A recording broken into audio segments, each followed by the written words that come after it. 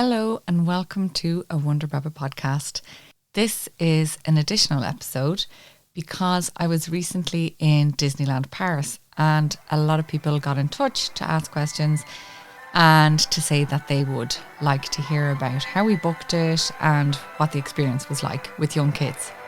Obviously, I am not a travel blogger and this is my first time trying to, I suppose, talk about a trip or journey that we have done. So bear with me. It could be a little bit all over the place, but hopefully I'll give you all the information you need. And if not, do feel free to get in touch through my Instagram page at WonderBabaCare. So for all of you who normally tune in for healthcare advice, don't worry, that will be back soon. Season 3 is actually launching in 10 days' time. And it will be focusing on all sorts of infectious diseases, from everything from chicken pox to hand, foot and mouth disease to the winter vomiting bug to conjunctivitis. There's lots to come. And there'll be weekly episodes which are starting back on the 1st of February. Okay, so Disney. Disney came about in a funny way for us because we have always wanted to go.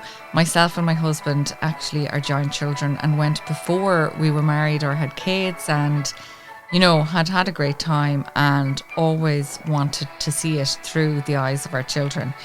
It wasn't possible for a number of reasons up until this stage. Obviously the pandemic hit the last couple of years, and even before that, maybe financially we just mightn't have had the opportunity to do it, and we probably still couldn't afford to do it now. But look, myself and my husband both turned 40 within a couple of days of each other there just before Christmas, and he surprised me with a night away in a hotel with all of my family, and we had agreed no presents, no gifts, nothing. And so all of a sudden I was like, oh no, he's organised a family get-together for me. I'm going to have to do something. So myself and the kids one day were in a cafe and we were kind of chatting, what are we going to do for Daddy for his 40th? And anyway, it was their idea to go to Disney, which, initially sounded absolutely ridiculous. And I shot it down. And then, look, I was like, why not now? Why not now? Finances are probably always going to be an issue. It'll probably never be justifiable to go. And my kids are the perfect age. Like, my eldest will be turning 11 in February. The other two are 9 and 7. I have to think about that there for a minute. So I kind of wanted to go before anyone got too old or too cool to come on all of the rides with me. So we decided, okay, let's go for it and we'll keep it a secret from Daddy. So on his birthday then in December, we surprised him with the tickets. Because it was me booking it and I was very time poor in November, December, I didn't do maybe as much homework as I should have, but I actually think that it worked out amazingly. If I had spent a week shopping around and trying to figure out the most savvy way to do it, I don't think I would have gotten much better a deal than what we got for the level of enjoyment and the ease of the journey that we got. So I basically got a quote from Cassidy Travel. I have no affiliation with Cassidy Travel. I don't even think I've ever travelled with them before, but they were really, really helpful. I mean, because it was a surprise, I had to ring from the pharmacy on my lunch break, which isn't very long, if at all. So I didn't have a lot of time. So I literally was just saying to the girl on the phone, like, this is what I want. There's 5 of us. I want to go over to Paris. I want to spend a couple of days in Disney. I want to spend a couple of days or even one day in Paris itself. And I want to have a great time. I want the accommodation to be amazing. I want to have adjoining rooms because I had this notion that, after the kids went to bed, that myself and Alan might sit up and have a glass of wine and chill. That was a completely ridiculous notion because we were all so tired by 9 o'clock at night. We were all in bed. And yeah, neither of us had any interest in talking to each other. So I think if I was doing it again, that might be a way to reduce cost a little. A big family room would be just as useful as 2 adjoining rooms. So I'll go through what we got and tell you the pros and cons, although I don't feel from that trip there was many cons. So for Cassidy Travel, they booked us really effectively and efficiently without any work from me other than picking times, flights with Aer Lingus, and 2 days in the Disney parks. So when you buy the tickets, you have to go for 2 consecutive days, and you also get access to the 2 parks. So there's Disney parks and then there's the studios. So that was all fine. We booked lunchtime flights from Dublin to Charles de Gaulle. So that was really good because, we didn't have a lot of messing to do, like getting up ridiculously early in the morning or whatever. It was quite straightforward. And as it happened, when I was getting the quote from Cassidy Travel, I asked them to price the whole thing for 4 days. That's what we were going for. And then I asked them to quote for 5 days just because I was getting excited at this point. And would you believe the 5 days worked out €300 cheaper than the 4 days? So it is always worth asking to price a day, maybe shorter and longer, and just to see what works out most cost effective. Straight into the money, really. I know that's what people, that'll be a big deciding factor. So for us, for 5 people, it basically cost us for the flights, a private transfer from the airport, which was amazing. It was a 7-seater, and the man met us as we arrived through in arrivals, which the children found very exciting, seeing their name up on one of those boards. And he was lovely, and he brought us straight from Charles de Gaulle Airport to our hotel, which was the Grand Magic Hotel. I'll talk more about that in a minute. And the same on return. So they picked us up and from the hotel and brought us straight to the airport.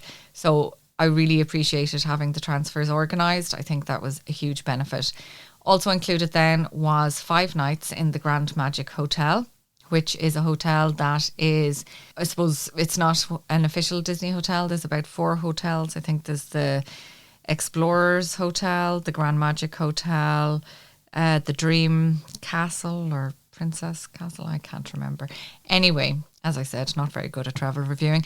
There's a good few hotels to choose from, and depending on what's most important to you, just choose between them. I think they're all 4-star hotels, and I'll explain more about that in a sec. Also included in the price were our 2 days in Disney parks and studios. So all of that for the 5 nights cost €496 per person. So it is a lot of money, but considering you're getting your flights, your transfers, your hotel stay, and your park tickets for 5 people, it works out at just over €100, so about €120 a day per person. Like, we had a phenomenal time and made memories that will last forever. Depending on your family size and your situation, you might decide it is or is not viable. Obviously, we went in January, which was off-peak and raining, and probably, it would be nicer in the middle of summer. But there were pros and cons, and we knew what we were going to, and we had dressed appropriately. So it wasn't an issue for us, actually, really. Okay, so with the hotels, I know that the Explorers Hotel have much better pool and swimming set up for kids. There's a lot more, kind of slides and fun there. In the Grand Magic Hotel, the pool is very basic. But obviously my children did not know what was on offer in the Explorers Hotel. So they were quite happy that there was any pool at all. And they only had time to go on it once for like 20 minutes. And they had an absolute ball. They loved it. The other thing about the hotels, I think, if the pool was really important to you, Explorers, they might have different room setups. So as I said, I was really insistent on having 2 adjoining rooms. And the rooms were amazing, I have to say. So in each room, there was a queen-size double bed and a bunk bed. So, you could sleep 4 people per room quite comfortably. There were only 5 of us. So myself and my husband had 1 room, in theory, and the kids shared the other room. So there was 1 of them in the double bed and then 2 of them in bunks.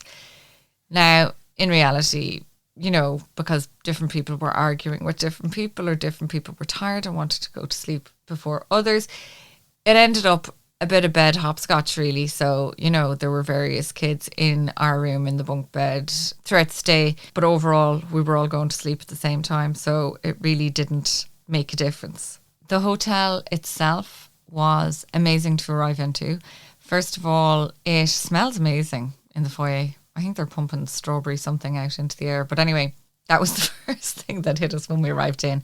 Check-in was really straightforward and easy.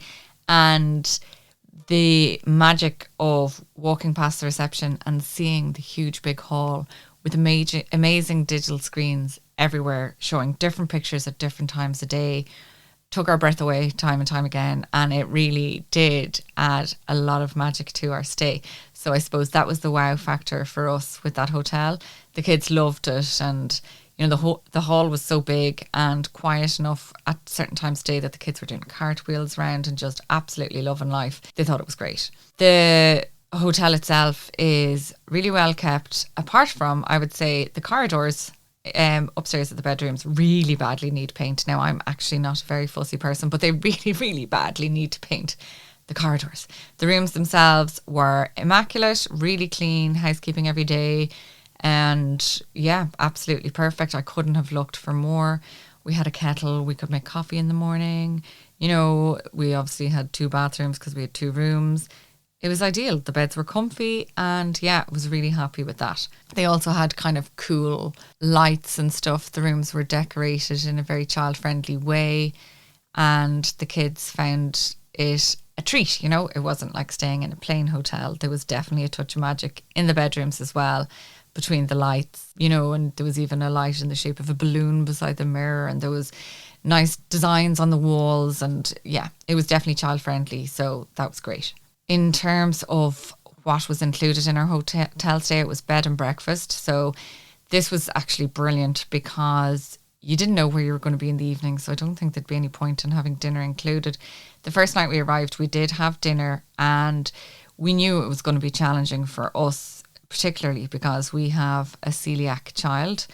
And I had heard that France in general is not particularly aware or helpful to celiacs, and I would like to say that yes, I agree.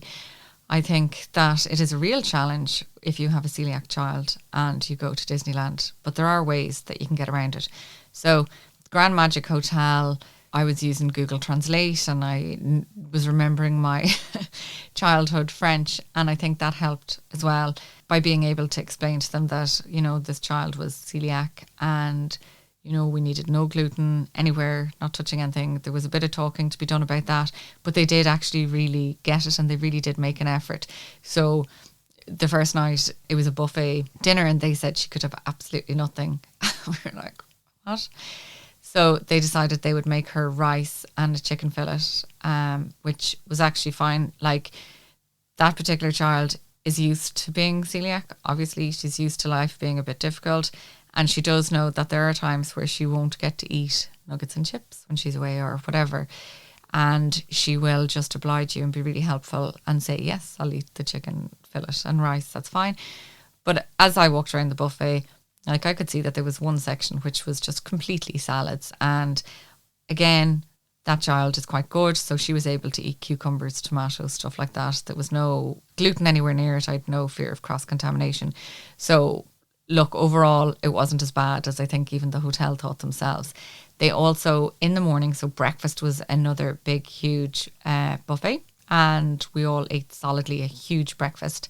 And the celiac child was, I feel bad calling her that, but she was given a little packet with 2 slices of white gluten-free bread, and they had bacon that was uncontaminated with gluten.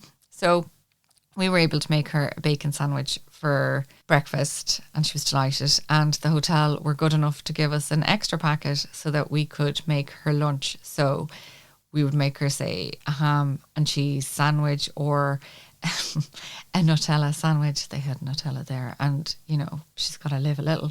So we kind of packed a sandwich for her, knowing that Disney Park would be really restrictive for her to eat. And we had some snacks with us as well. And you're not meant to, lift fruit and food out of the restaurant, but we did. So look, it was very restrictive for her to eat. So we'd bring an apple and stuff from the buffet that we couldn't get access to anywhere else. And yeah, I don't know, did they just turn a blind eye? But yeah, in general, you're not meant to do that. But yeah, that's how we fed our child lunch in Disney parks. So the hotel basically offers a free shuttle bus to the Disney park, and it takes less than 10 minutes. It's really straightforward. It can get quite busy waiting for the shuttle bus, but that's more of an issue on the way home in the evening than it is in the morning. So in the morning, generally you'll have no problem hopping on a shuttle bus. They come every 10 minutes if you're up early. And I mean, the park doesn't open till 9:30. I don't think we managed to leave the hotel till 10 o'clock any morning. So yeah, it was plenty of time. So walked into the parks, and you know, the queues weren't that bad getting in. It was kind of okay. And we spent the first day just in the Disney park. We didn't go to the studio at all the first day. It's worth noting that a lot of rides you need to be 1.2 meters for. So our 7-year-old is relatively tall, and we were lucky that he could go on all rides apart from one, which is the Indiana Jones ride. So you need to be 1.4 meters for that. Obviously, we were a family of 5, and the 7-year-old basically did not leave my side for the whole experience. So he was nervous going on different rides and things, and he was the smallest of us, and the girls were a little bit older and braver, and so, you know, he got dragged around and made go on all the scary rides. And he ended up enjoying it. But yeah, I think that's a good cut-off age. I'd say kind of 7 upwards, you know, for the scary rides. I think under that, they might be a little bit too scared of some of them. In terms of navigating your way around the Disney park, and a useful tip is to make sure you have the Disney app downloaded and your tickets linked to the app. The map shows you then, within the app, the map shows you the wait times on each ride. And that was really helpful because you could kind of navigate your way and go, well, okay, the queue is small for Thunder Mountain now, so we'll do that, and then we'll come back over and we'll do Hyperspace Mountain or Peter Pan or whatever it was. So definitely download the app and use it, and go into the maps to check the times that are there for the queues. Well, rides wise then, we all absolutely loved Hyperspace Mountain. The 7-year-old, you know, the first time he came off nearly crying, but as he said, it was scared but with joy. So he wanted to go back on it, and he did another couple of times over the couple of days, and he absolutely loved it. The Buzz Lightyear one is kind of good for any age, really. You're just sitting in a cart. It's not scary. You're shooting at lasers, and it's quite fun. Peter Pan was really nice. That's very gentle. You're sitting in a boat kind of flying over London and whatnot. And yeah, definitely suitable for all age groups. And then another one that was very, very popular in our house was the Pirates of the Caribbean ride. That has water elements to it, but you don't actually get wet, and there's an awful lot to look at. And I'm telling you, I pretty much thought that Captain Jack Sparrow was real life. Like, it was amazing. You know, the show was really good and true to life, and I think we did it again about 3 times purely because the kids became obsessed. Thunder Mountain was really good. It's a roller coaster. Again, I think my 7-year-old was on the limit with that. He was okay with it, but if you had a more nervous child, they wouldn't be. The Phantom Manor was very good. We really enjoyed that. It was a little bit creepy at times, but the girls absolutely just adored it. My 9-year-old girl, you know, insisted on going in a booth on her own, which was okay because there was 5 of us, so it was 2, and 1 a lot of the time. And for any of the scary rides, my husband went on his own, and the 2 girls were together, and I would stay with the young fella. So it is worth kind of thinking that out if you need to divide into 2s. You know, like our 2 girls who are 10 and 9 were quite happy to support each other if they were scared on a ride. But, you know, if you had a child that definitely needed a parent with them, I think, yeah, just have that in your head that a lot of the rides are 4 or 2 people. We didn't do any of the meeting of the princesses or Mickey Mouse, etc., because the queues were like an hour long and my children didn't seem a bit interested. So they were quite happy to not do that in the name of going in other kind of rides and things. There is a little maze thing called Alice's Curious Labyrinth, and that was quite fun. We enjoyed just wandering around that. Another tip I would say is that the restaurants, you have to book them on the app months in advance if you want like a sit down proper restaurant other than fast food. I had booked a month before we went. So we didn't go to any restaurants at all in there, proper restaurants. We did get go to the fast food places and get burgers and chips for those who could eat them. And obviously, as I said, we had a different battle. There was a couple of places that the coeliac could eat the chips because they weren't cooked in the same oil as things like the nuggets and whatnot, but it was quite restrictive. So, yeah. And also we were all quite sick of fast food by the end of it. A restaurant might have been nice, and the one that is near the Pirates of the Caribbean looked really cool because you get to see the ride going through it. So obviously we just looked up like hungry, crazed people from the ride into the restaurant, but I'd say that's quite a cool place to eat. Clothes-wise, I have a lot of layers, like both myself and my husband had backpacks on with hats, scarves, gloves, and these were going on and off and on and off as we were going on and off rides. But if you're going during winter, you really do need to have kind of waterproof boots and a waterproof jacket. And once you have that and hat, scarf and gloves, you're walking so much that you really don't notice the weather. We had rain, we had everything, and it was freezing, but it really did not negatively affect our trip. I'm sure it would be a different trip in the heat, but, you know, as I was saying to the kids, if it was 28 degrees and gorgeous, we'd all be too hot and we'd have to be flew through with loads of sun cream and everything, which is another battle in itself. So I think there's pros and cons to any time of year you go. There is a lot of walking to be done. So if your child is only a little bit out of a buggy, maybe revert to a buggy if you're going to Disneyland. My husband checked his phone, and one of the days, you know, we walked 22 kilometres. So I was quite shocked at that, because if I thought I would bring my children on a 22 kilometre walk anywhere else, obviously it wouldn't happen. But they didn't seem to notice in Disney, and nor did I. There was a couple of complaints of tired, sore legs. But we tried to incorporate breaks where we could. And, you know, you're on the rides a lot of the times as well. And overall, there is just so much excitement and joy and want to do the next thing that they were happy to do the walking. Okay, then the studios. So the studios are really, really worth doing. I feel like they either weren't there when I was there before I had kids, or we just didn't bother. But it was actually really worth doing with the kids. There's a few rides in there that are really fun. The Slinky Dog is good for younger kids and older, middle-aged kids. Ratatouille was really good. All my age group loved that. And it was quite gentle. And then there's a couple that are a bit more intense. There was a Spider-Man one, actually, and that was quite good. The 7-year-old loved that. He got to shoot spider webs, you know, and try and help Spider-Man. And I don't think any of us scored particularly well in any of these rides, but we had fun. And actually, Spider-Man was outside in the studios. He was upstairs in a balcony over the ride at one point as we were walking by. And, you know, the 7-year-old got to have a full-on, like, web fight. I don't know. He was shooting webs at Spider-Man, and Spider-Man was interacting back with him. And it was just, that was the magic of Disney. There was these random bits where there was characters around the place, and, you know, they would go to every effort to make it amazing. And the parks are just really amazingly well maintained. Like, there isn't a leaf out of place. It really is. Everything's such a high, beautiful standard over there. We also did the Hollywood Tower.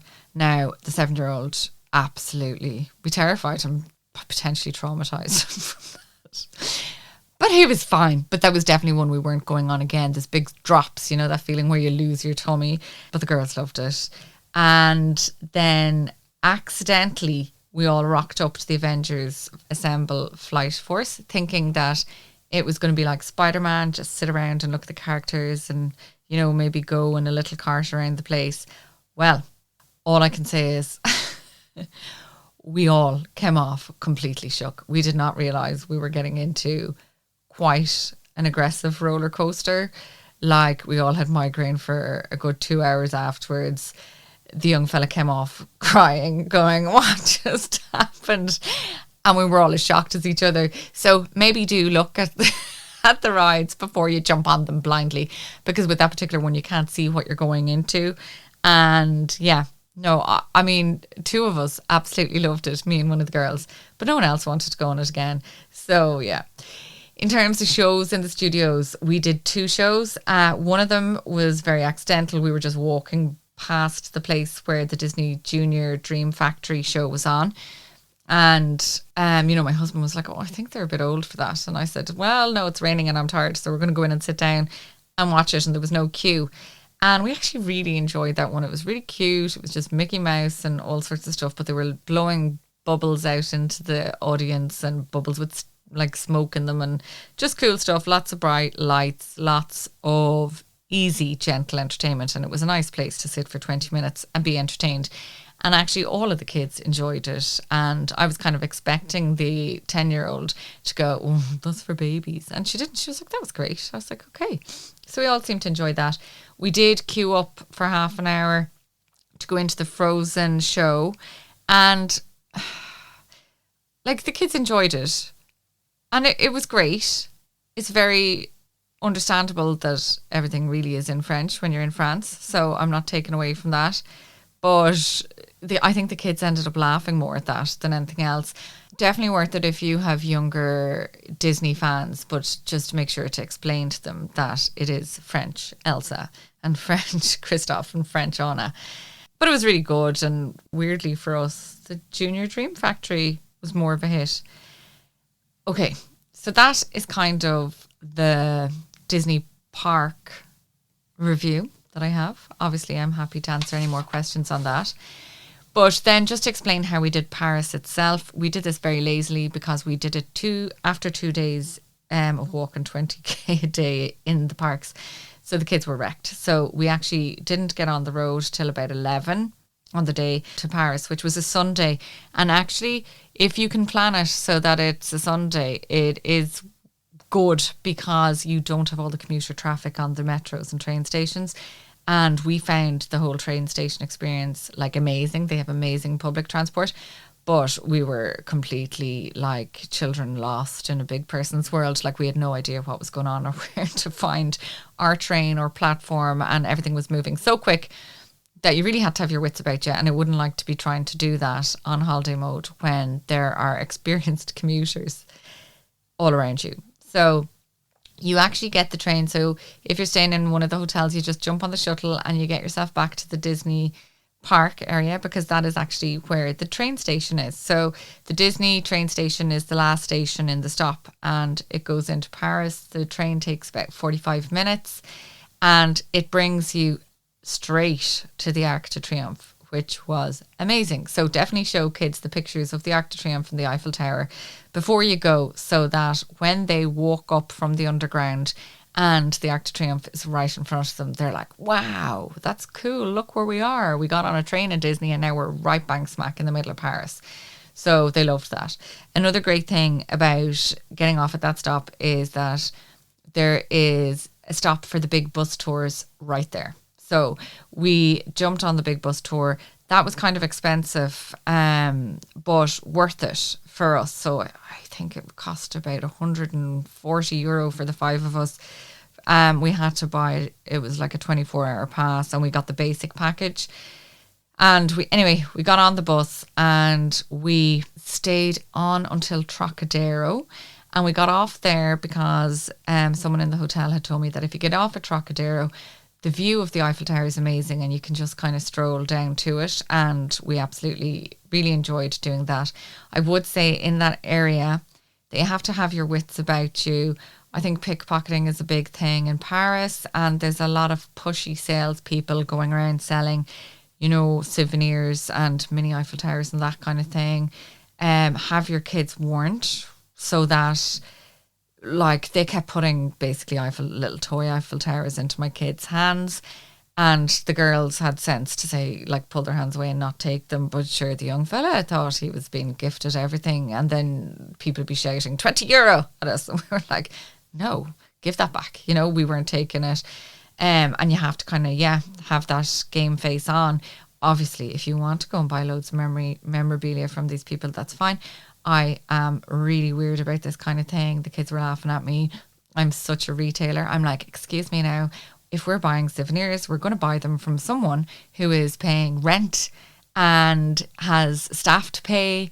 And since I was like, I'm like, if I have to pay, high rental costs in my business, I don't want someone coming and selling my stock right outside my door. I don't think that's fair. So I was like, kids, we're supporting somewhere that, pays all of the expenses that are required from a normal retail business. Anyway, that's a tangent. And very much my weirdness. But we walked down to the Eiffel Tower and the kids were very wowed by it, which was brilliant, just the sheer size of it. We wandered around and found a cafe, which probably wasn't a good idea to go to a cafe beside an Eiffel Tower because like coffees were like €8 or something. Anyway, we had a little coffee and hot chocolate there, and then we wandered back and got back on the bus. So we got back on at the Eiffel Tower stop, and by staying on until the Louvre stop, we saw the Hospital Invalides, the Grand and Petit Palais, the Place de la Concorde, and we got off at the Louvre.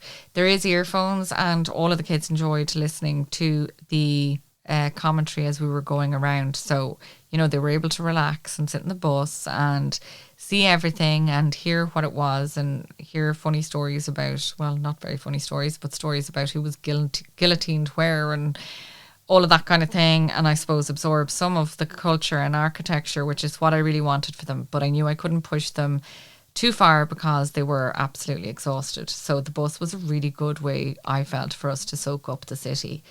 We got off at the Louvre, not because we had any intention of going into the Louvre. I've been there before, and while it's lovely as an adult, I know that my children wouldn't enjoy it. So if I had more time, I probably would have brought the kids into Musée d'Orsay, because I think they would have enjoyed that more, but no. So we got off at the Louvre because, like lunatics, we were trying to search for gluten-free food.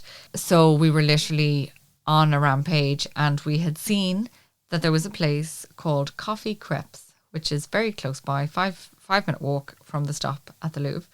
And they do gluten-free crepes. And that is the only reason that we got off there. And we went in, and it was about like 3:30, 4 o'clock at this stage. We hadn't had lunch, we'd had snacks, and we all ate a gazillion crepes, and everyone was absolutely delighted. Then we got back onto the bus, and I'm sorry, we sound like terrible lazy tourists. Then we got back onto the bus, and we saw Notre Dame and Palais Bourbon, and we drove back up the Champs-Élysées, and I obviously really enjoyed that, seeing all the, the major kind of retail outlets like Chanel and everything. I was just, if I was there on my own, I'd spent a lot longer on the Champs-Élysées looking in the windows. But even the kids enjoyed kind of seeing, the scale of it. And then we got back off the Champs-Élysées, and it took us about an hour to figure out how to get back on the train. And then everyone needed the toilet. And yourself, like, I think you can kind of make a trip to Paris really tricky and hard work, or you can keep it simple. Like, the kids wanted to go to the aquarium, which was near the Eiffel Tower. And I was like, there's a lovely aquarium in Bray. You have one day in Paris. Like, you need to see Paris. You don't need to go and look in an aquarium. And I'm sure it's amazing. And if I'd had 2 or 3 days, absolutely, I would have done that. But for a one-day trip, the bus tour does all it says. And I think, of course, you need to consider, are your kids going to enjoy kind of looking around and seeing the sights? Or are they too young? Because if they're too young, don't bother. Like, there will be a time where they all enjoy it. And I can tell you, at 7, 9 and 10, they were the perfect age. Like, the girls loved seeing the city. My little fella loved seeing the Eiffel Tower. He was happy to experience the whole thing.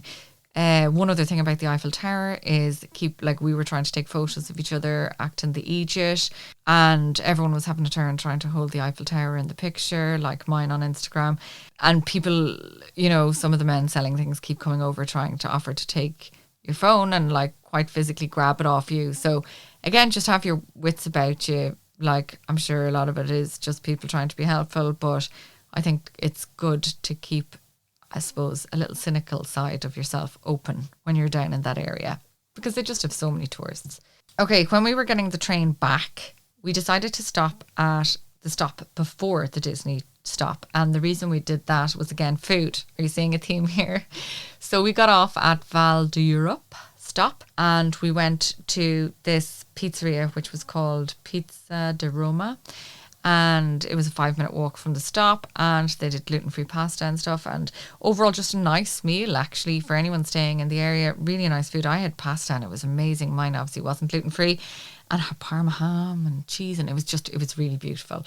And then we, after that, got a taxi, which did not cost a lot. Okay, I think it was around 10-15 euro, back to our hotel. And that was just a lovely way to finish our day, because we knew from the day before that if we went back and got off at Disney Paris at kind of 7-8 o'clock, the whole park starts to empty at that stage. The fireworks are on at 8, and people either leave after the parade kind of at 5, half 5, or they leave after the fireworks at 8, half 8. And the bus stop is chaos. Like, we had a really bad experience the first night where people were literally shoving the kids out of the way. Like, people turn into lunatics in that kind of environment, because I suppose if they don't get in the bus, you're waiting another potentially 20 minutes to get on the next one. We did find that really tricky. And, you know, I think if you had a buggy with you, it was quite hard to get on. People were all out for themselves. It just brought us into that kind of, this isn't a happy part of our holiday. So we tried to avoid it after the first night.